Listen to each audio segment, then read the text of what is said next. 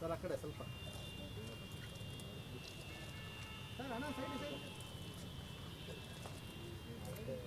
ಇರೋ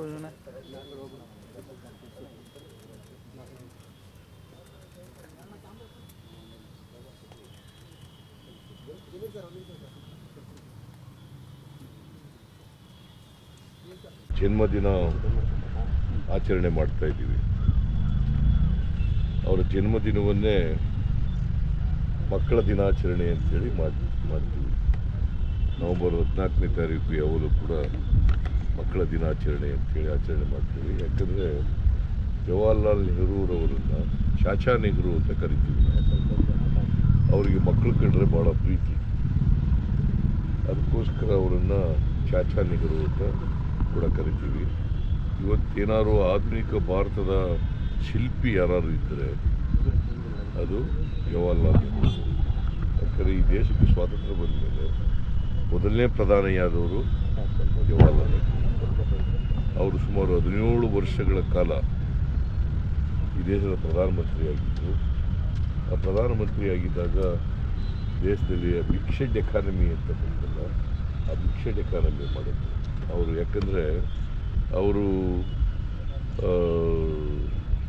ಯಾವಾಗಲೂ ಕೂಡ ಈ ಸೋಷಲಿಸ್ಟ್ ಆಗಿದ್ದದ್ದು ಅವರು ಒಬ್ಬ ಕಾಂಗ್ರೆಸ್ ಸೋಷಲಿಸ್ಟ್ ಮಾಡಲಿಕ್ಕೆ ಅವರು ಒಬ್ಬರು ರೂವಾರಿಗಳು. ಸೊ ಲೋಹಿಯಾ ಅವರು ಇವರೆಲ್ಲರೂ ಸೇರಿ ಒಂದು ಕಾಂಗ್ರೆಸ್ ಸೋಷಲಿಸ್ಟ್ ಅಂತ ಮಾಡಿ ಅವರು 17 ವರ್ಷಗಳಲ್ಲಿ ಈ ದೇಶದ ಅನೇಕ ಸಮಸ್ಯೆಗಳನ್ನು ಬಗೆಹರಿಸಿದರು. ದೊಡ್ಡ ಕೈಗಾರಿಕೆಗಳನ್ನು ಮಾಡಿದ್ರು, ಅನೇಕ ಅಣೆಕಟ್ಟುಗಳನ್ನು ಕಟ್ಟಿದ್ರು, ನೀರಾವರಿ ಯೋಜನೆಗಳನ್ನು ಮಾಡಿದ್ರು, ಜನರಿಗೆ ಕೆಲಸ ಕೊಡ್ತಕ್ಕಂಥದ್ದಕ್ಕೆ ಮಾಡಿದ್ರು.